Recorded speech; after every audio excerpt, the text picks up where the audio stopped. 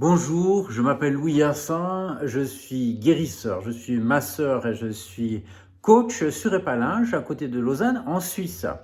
Alors cette petite vidéo pour expliquer le protocole que j'utilise depuis plusieurs mois maintenant, qui est un protocole de soins énergétiques à distance. Alors comment des soins qui sont prodigués à distance peuvent fonctionner? Le travail que je fais se focalise spécifiquement sur la conscience de la personne qui vient à moi. Cette conscience, c'est celle qui est modelée, qui est façonnée, qui est chaque jour et à chaque instant, j'ai envie de dire, transformée par l'ensemble des ressentis, des sentiments, de l'état d'être et des émotions également de la personne. Donc tout cet ensemble d'états d'être va modifier l'état de la conscience de la personne qui elle-même va engendrer la réalité de la personne.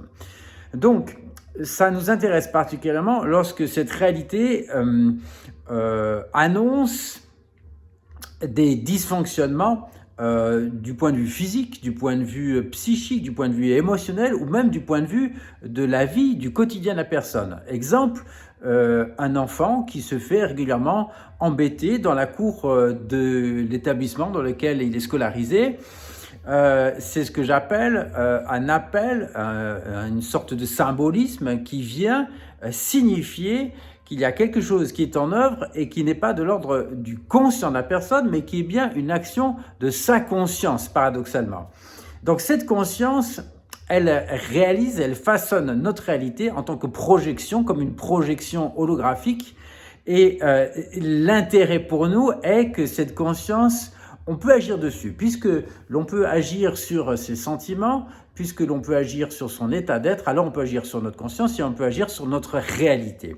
Alors, comment c'est possible que moi-même, Louis Yassin, habitant Épalinges, je puisse venir en aide à des personnes qui sont éloignées de plusieurs centaines, milliers de kilomètres et qu'il n'y ait pas de contact physique. C'est justement par l'essence même de la conscience qui a été montrée par les scientifiques et notamment par la physique quantique comme une entité à la fois en dehors du temps, de l'espace et de la matière. La conscience est donc quelque chose qui construit notre univers, notre réalité, la perception de nous-mêmes et ce que nous sommes au final à chaque instant, mais elle n'est pas dans le monde projeté, elle n'est pas dans ce qui nous semble être nous-mêmes, notre réalité et ce que l'on vit au quotidien.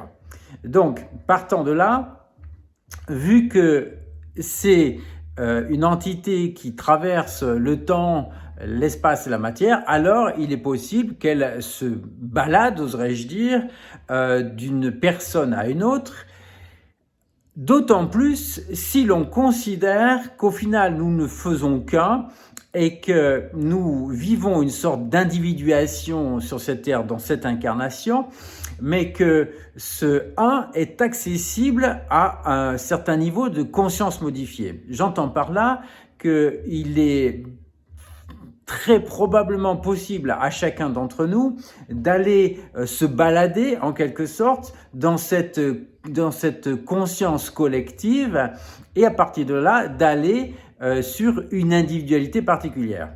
Alors, c'est de manière schématique le travail que je fais lorsque je soigne à distance.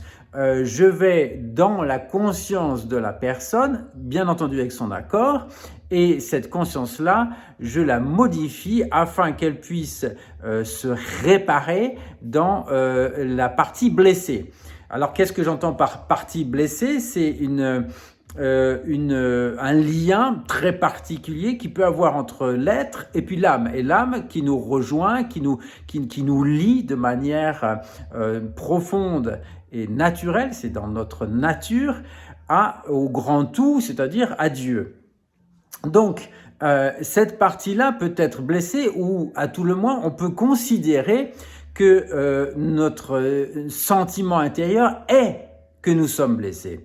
Alors cette blessure, il y en a 5 types. Il y a 5 types de blessures d'âme que j'expliquerai de manière plus explicite dans une autre vidéo.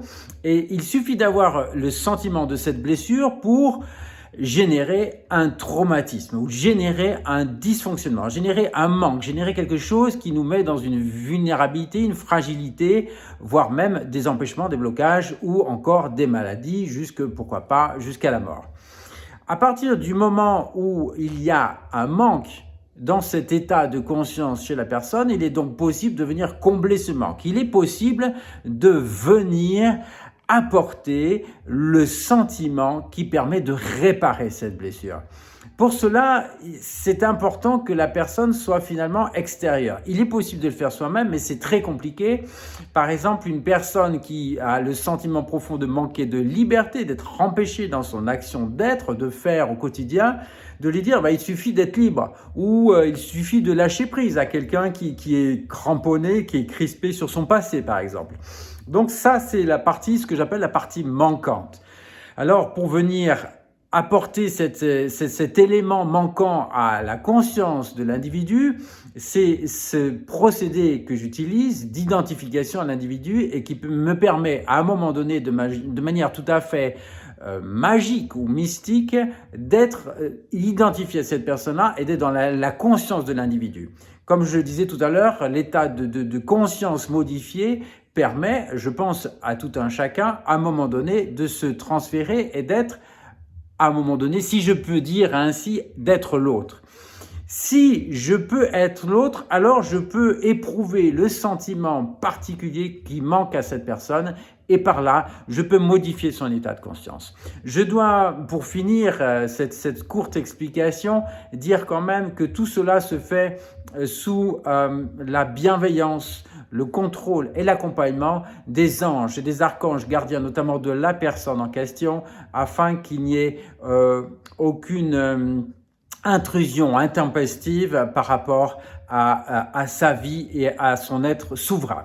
Voilà, j'espère que ces quelques mots ont permis d'éclairer comment les choses pouvaient fonctionner. Ça peut du coup être résolu en une seule séance, en une seule prière qui permet de modifier l'état de conscience. Et parfois, s'il y a plusieurs éléments dysfonctionnants, s'il y a plusieurs causes à la maladie, au problème, alors ça peut demander plusieurs séances, c'est-à-dire plusieurs prières qu'aujourd'hui je fais quotidiennement afin que la personne puisse quotidiennement se renouveler, aller dans un nouvel état d'être, un mieux-être en connexion avec son âme, réparer, renouveler et afin de libérer totalement la personne de manière complète, profonde et définitive de ses traumatismes et de ses blessures. Je vous remercie et je vous dis à très bientôt.